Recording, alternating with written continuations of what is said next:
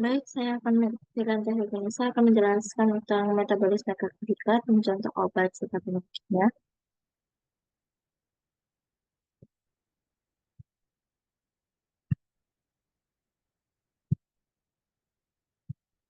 Jadi dimulai dari metabolisme karbohidrat, yang mana proses metabolisme karbohidrat dalam tubuh itu melalui proses glikogenesis, dan gluconeogenesis. Nah, yaitu glukosa dapat disintesis dari prekursor non-karbohidrat melalui reaksi yang disebut gluconeogenesis.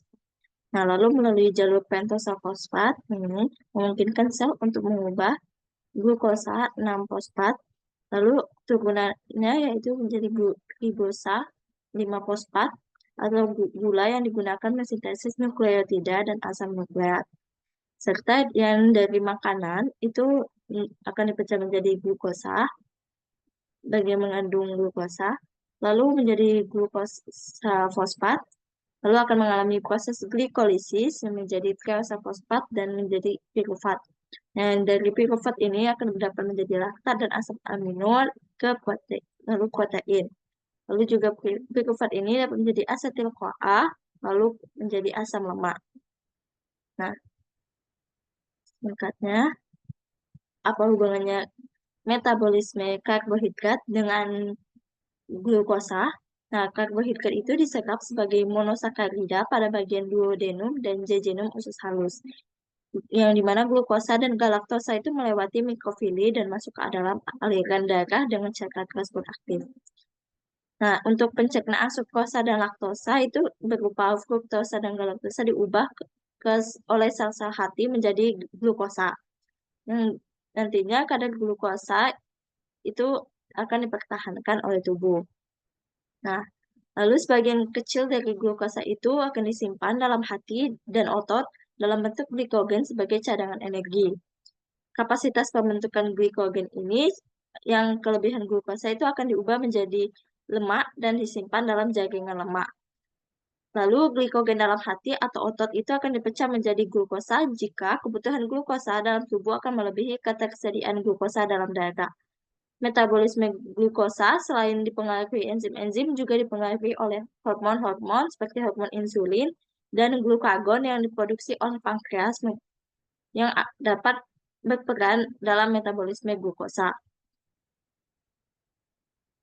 Nah,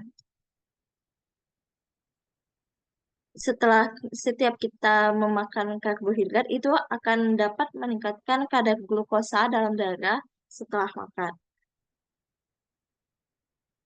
Lalu untuk obatnya,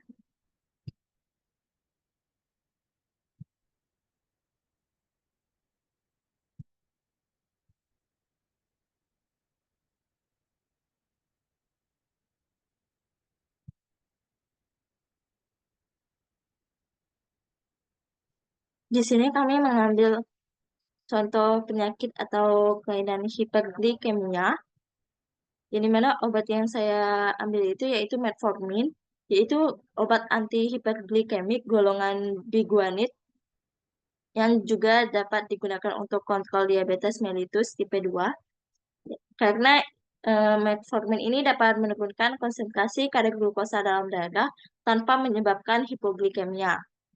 Namun bisa saja itu juga dapat menurunkan obesitas atau menurunkan berat badan bagi pasien.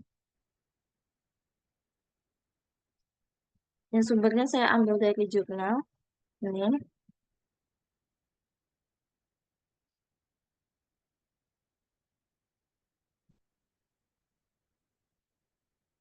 Nah, di sini metformin ini bekerja dengan mengurangi jumlah glukosa yang diproduksi oleh hati dan meningkatkan respon tubuh terhadap insulin yang membantu tubuh mengatur kadar glukosa darah dengan lebih baik. Nah, metformin ini biasanya diresepkan sebagai pengobatan lini pertama untuk diabetes tipe 2 bersamaan dengan perubahan gaya hidup seperti diet dan olahraga. Metformin ini dapat digunakan sebagai sendiri atau dikombinasikan dengan obat lain seperti insulin atau obat oral lainnya untuk membantu mengontrol kadar glukosa dalam darah. Namun, metformin ini dapat memiliki efek samping seperti mual, diare, dan rasa tidak nyaman pada perut. Sehingga penting untuk bagi pasien untuk bekerja sama dengan penyedia layanan untuk eh, mengetahui lebih lanjut tentang efek samping terhadap tubuhnya.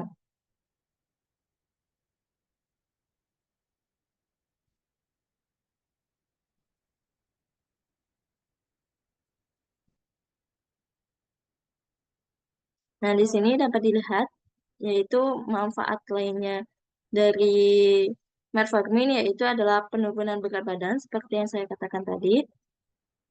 Nah, beberapa orang dengan diabetes tipe 2 mungkin mengalami penurunan berat badan akibat terapi metformin. Yang dimana ini akan bermanfaat bagi mereka yang obesitas karena kelebihan berat badan dapat memperburuk resistensi insulin dan meningkatkan risiko komplikasi. Nah, selain itu, metformin ini juga dapat mengurangi risiko penyakit kardiovaskular pada penderita diabetes tipe 2 yang dapat membantu menurunkan tekanan darah dan meningkatkan profil lipid atau lemak dengan mengurangi kadar trigliserida dan kolesterol LDL. Saya juga mengambil dari jurnal yang ini, ya, sumbernya, yang dimana metformin itu tidak secara langsung merangsang sekresi insulin. Namun efek utamanya adalah untuk meningkatkan aksi insulin dan penggunaan glukosa yang dimediasi insulin pada jaringan perifer seperti otot dan hati, terutama setelah makan dan untuk menurunkan keluaran glukosa hepatik. Selain itu, metformin ini memiliki efek antipolitik yang menurunkan konsentrasi asam lemak bebas serum, sehingga mengurangi ketersediaan substrat untuk gluconeogenesis. Nah, telah kita telah diteliti bahwa metformin diserap dengan cepat dari usus halus dengan konsentrasi plasma puncak diperoleh dalam 2 jam.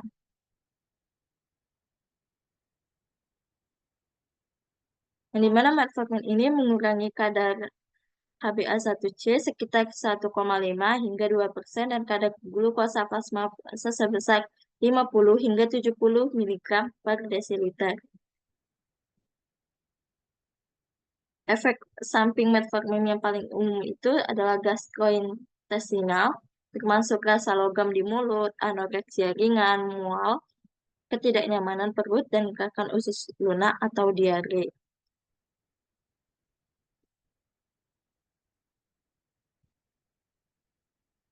Nah, itulah dari eh,